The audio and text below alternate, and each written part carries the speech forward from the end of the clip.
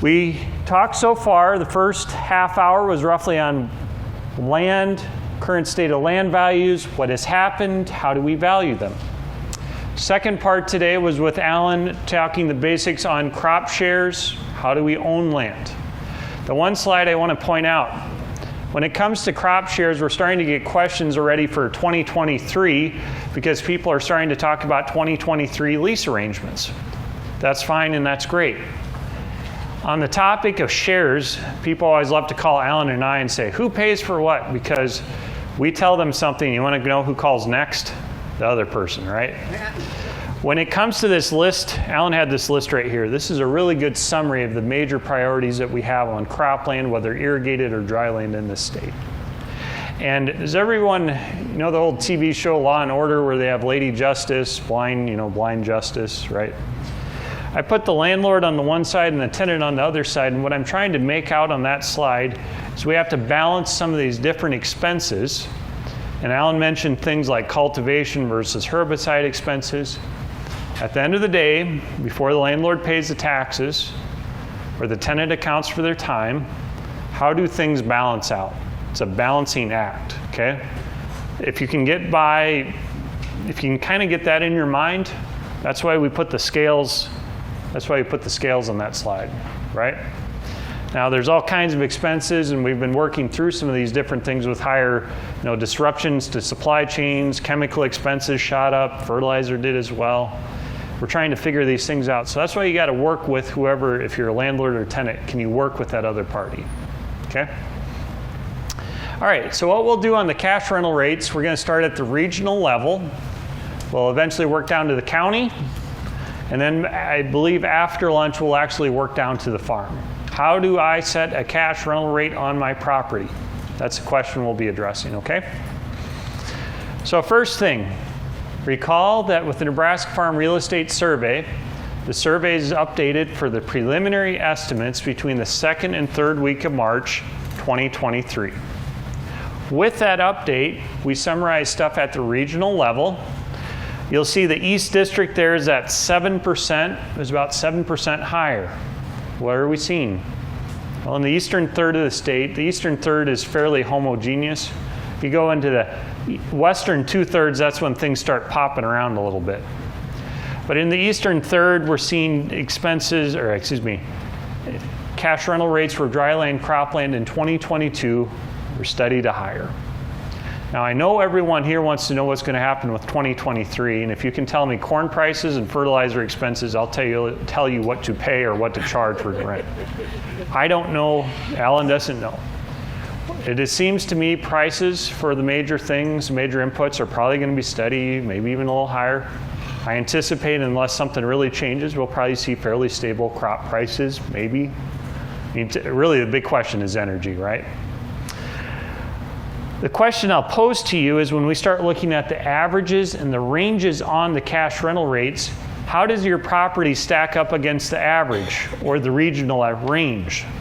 If you're already on the upper end of the upper end, I don't know if you're going to see a lot of upside potential, but if you're way below the low third and you have really good ground, obviously something might be a little bit different there.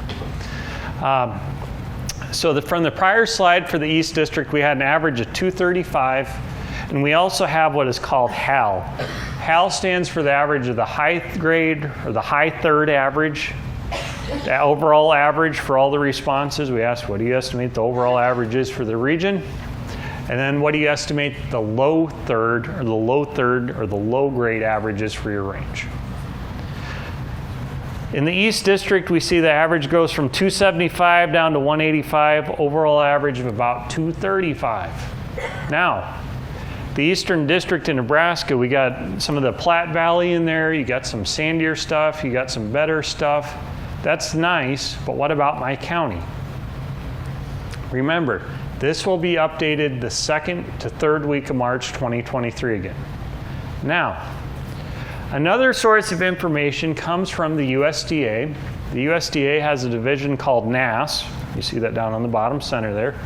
NASS stands for the National Agricultural Statistics Service. And before you start squinting, I know there's no way you're going to be able to read that. I believe if you mark where you're at in the handout and you go to the last 3 pages, if I'm not mistaken, there should be a printout of these county level cash rental rates. Is that back there? Yes. Okay, I've done like 5 different meetings in the last 2 weeks and it's just been a blur. So now, a few things to note. Everything up until this county estimate has come from the University of Nebraska-Lincoln related to land values or cash rental rates. Another survey is conducted by the USDA. You'll notice this is for 2021. The USDA information gets updated typically the second week in September. And in the back of your handout, you'll notice there's a website link on there.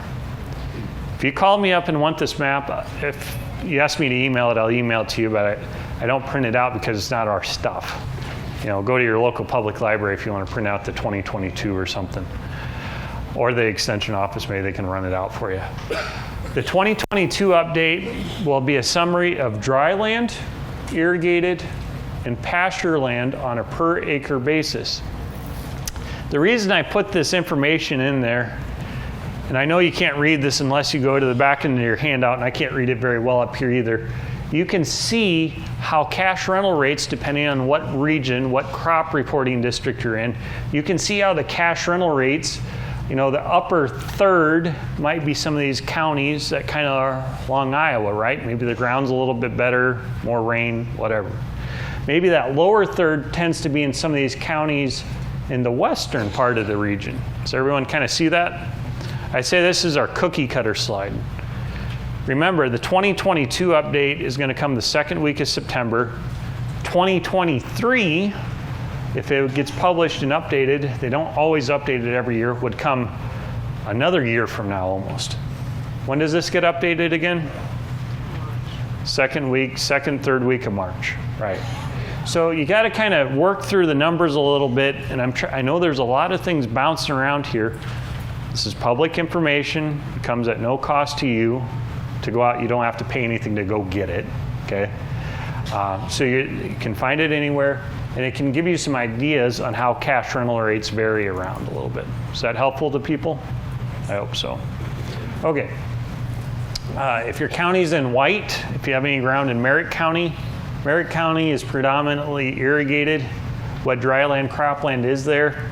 They didn't get enough people to send the survey back that they could produce a number with confidence. So you got to kind of look around the surrounding counties and say, okay, maybe it's in that 150 to 160 area.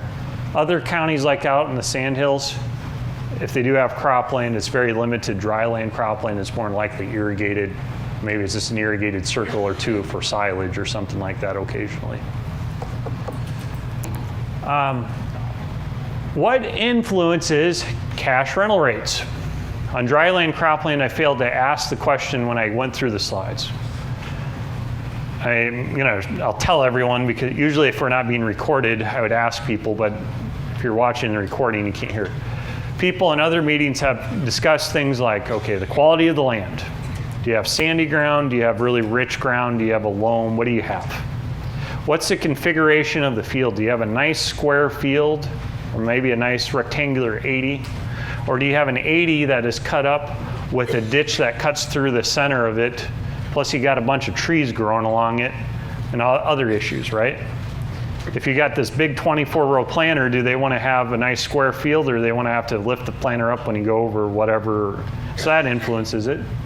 On irrigation, what influences irrigated cash rental rates? Well, all the dryland stuff plus other things. What are the other things?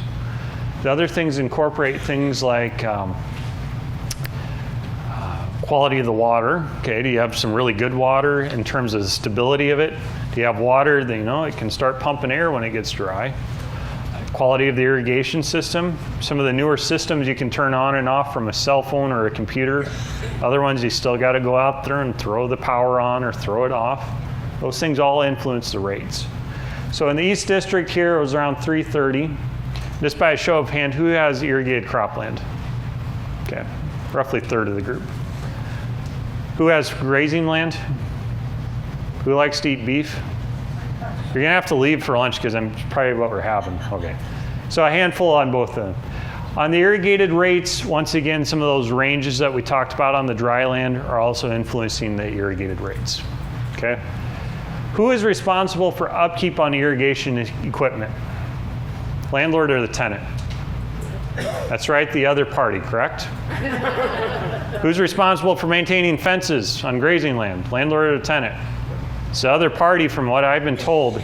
Everyone that tells me it's always someone else, right? It's like watching the news. Shift and place the blame somewhere else. On irrigation equipment, it's not uncommon to see in leases things like basic upkeep as part of the lease. Okay, that's something you can negotiate. If you have major upgrades, you got to pull the pump out and get the pump rebuilt. I highly doubt the tenant would have the equipment to pull a big pump out of a 100 feet deep hole. But that tend to be a landowner expense, right? It's a long-term improvement that if the tenant left the property, it would stay with it, right? So all those things influence it. And truly, if you do have a talented individual on the ground, what credit are you giving them on the cash rent? And you might say to yourself, well, I'm, whatever, I'm at the average and I want higher cash rent. Does that sweat equity? Is that time that individual's investing out there? Is that worth $30 an acre to you? It might be. So keep that in mind, all right? The USDA cash rental rates for the irrigated ones are in the back of your handout as well. With the irrigated rates, they do not split apart the center pivot from the gravity or the flood irrigated rates. There are gravity or flood irrigation rates, and your UNL does report those separately. I did not go over those. I know there's not a lot of people in this area of the state that do necessarily that type of irrigation. But flood or gravity irrigation tends to run around $30 to $50 an acre less than center pivot because you don't have that machine out there to deal with. The USDA, if you have anyone here that has ground along, say, like Interstate 80, around the Kearney Grand Island area where there's still an amount of gravity or flood irrigation, in those areas, they kind of come up with what I would call a weighted average where they account for both the center pivot as well as the flood or gravity rate. So if you're looking through those numbers, you'll see the numbers they come up with. They're not center pivot and they're not gravity irrigated. They're kind of a weighted average that accounts for the different types of properties in that region. Okay? Okay. Well, go ahead and finish those. And before you get some of this stuff, they're ready for lunch. Okay. Whenever you want to take a break, but I'd say you finish that up. All right, so we'll finish our last piece here on grazing land. When it comes to grazing land, what influences grazing land cash rental rates? Everything we mentioned so far. Okay, maybe the ground's too wet to farm, but it makes a really good property to graze. The configuration of the site, do you have a nice field? Do you have a field that's being overgrown by brush, trees? I joke about it, Allan and I always joke, it's always the other person. But when it comes to the cash rental rates, let's talk about them briefly and then I'll come back to my brush example. You can charge by the acre. You can charge by the pair. The University of Nebraska reports both of those. You'll see that these rates didn't climb quite as high as what cropland did because beef prices, prices of livestock didn't shoot up like corn prices did. The breakdown here, whether for cow calf as well as per acre, quality of the land, all these things we mentioned. I'll make two comments. One on fencing. Annual upkeep on fencing, in my view, especially if you have an older landowner, if the tenant's willing to go around, pull up a few wires, pound in a new post or two, I'm okay with that. If you have an entire quarter that you had, a quarter mile of it is rotted away and then it flooded and it got all tore out, if a tenant is willing to go out there and do some of those things, do you account for that in the cash rent? I do feel if you have to dig in hundreds of new posts, that should be a landlord expense because if the tenant leaves the property, are they going to pull the barbed wire fence back out? Probably not.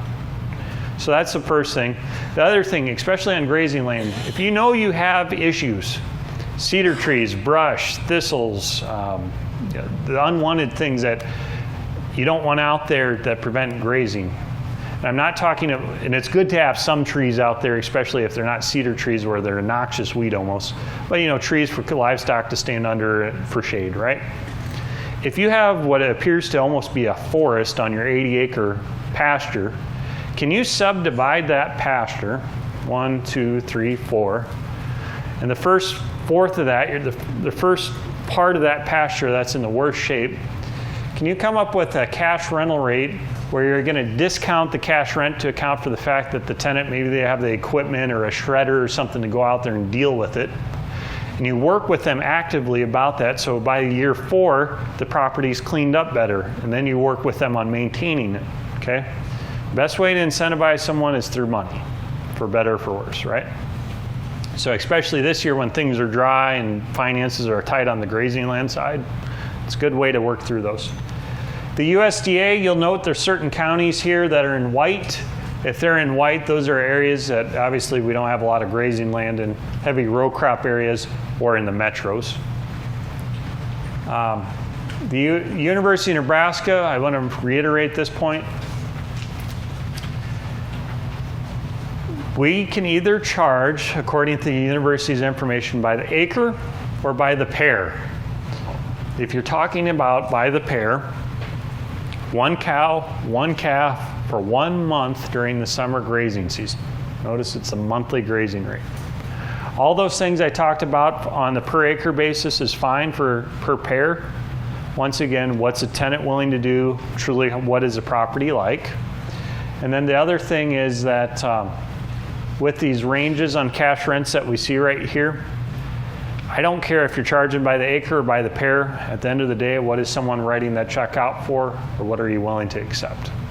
Okay? So with that, unless we have a question or something, is there anything on the cash rents?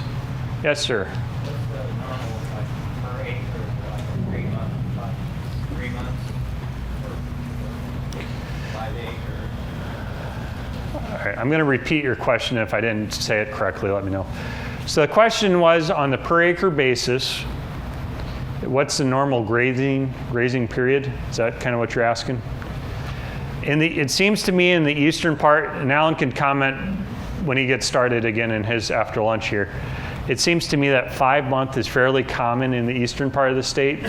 If you're up here in the Sandhills, I was up in Valentine yesterday. Up there, they're talking about winter grazing and some of this stuff. It's a little bit different country, and how they manage out there is different as well. But in the heavy row crop areas of the eastern part of Nebraska, you can typically kind of that 5 month period in the summertime.